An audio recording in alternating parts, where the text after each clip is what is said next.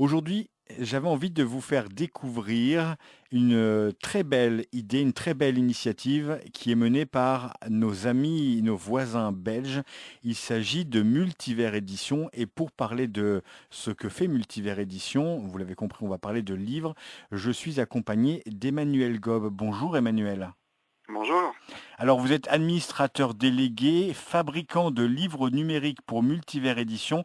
Tout d'abord, j'aimerais que vous nous parliez de Multivers Édition, qui est quand même une très belle idée et qui permet aux livres qui sont épuisés ou plus édités de revivre.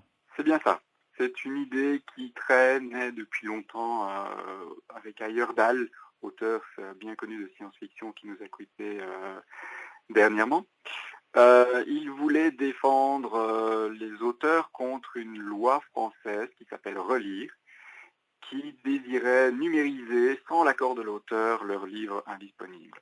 Donc l'idée a été de lancer cette association pour offrir aux auteurs une alternative viable et qui mettrait l'auteur au centre plutôt que le livre ou le rendement financier. Donc nous numérisons les livres que les auteurs nous proposent et nous les mettons à la vente, à la diffusion la plus large possible. Actuellement en livre numérique parce que ça ne demande que du temps et peu d'investissement financier. Si un jour nous avons la possibilité, nous nous lancerons dans le papier avec l'impression à la demande.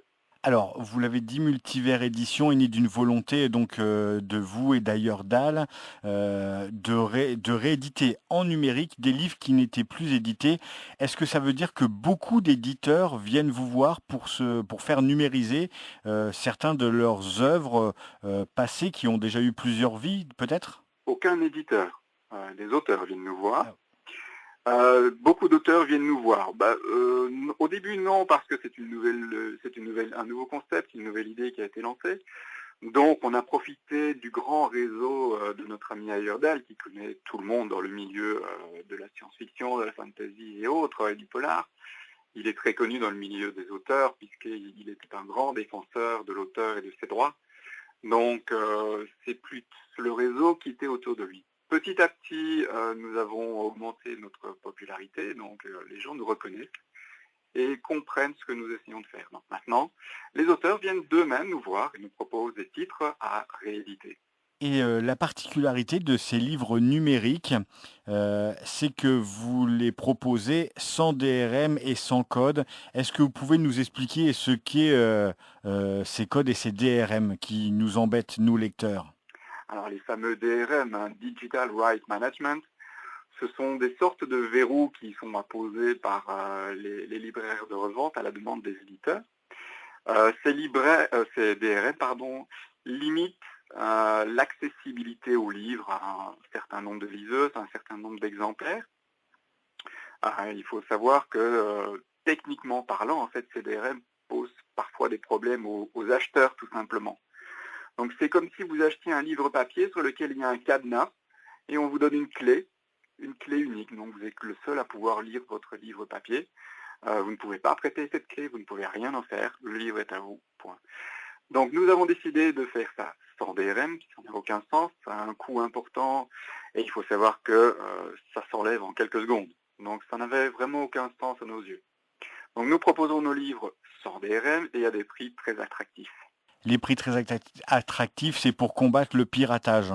Le prix très attractif nous a paru évident, tout simplement parce que c'est du dématérialisé, ce sont des livres qui ont déjà longuement vécu, donc on essaye plus d'être dans les gammes de prix des poches, voire même bien en dessous.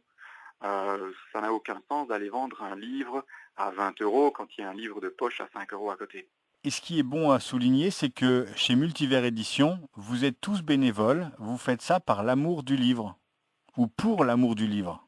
Pour l'amour du livre, effectivement, nous sommes tous bénévoles, nous avons un revenu de fonctionnement, mais pour ce qui est du reste, nous ne travaillons qu'avec des bénévoles. Nous sommes tous bénévoles à l'intérieur de l'association et nous avons des bénévoles externes qui viennent en plus nous aider dans la relecture, dans la recherche de documents, dans le scan, et voilà.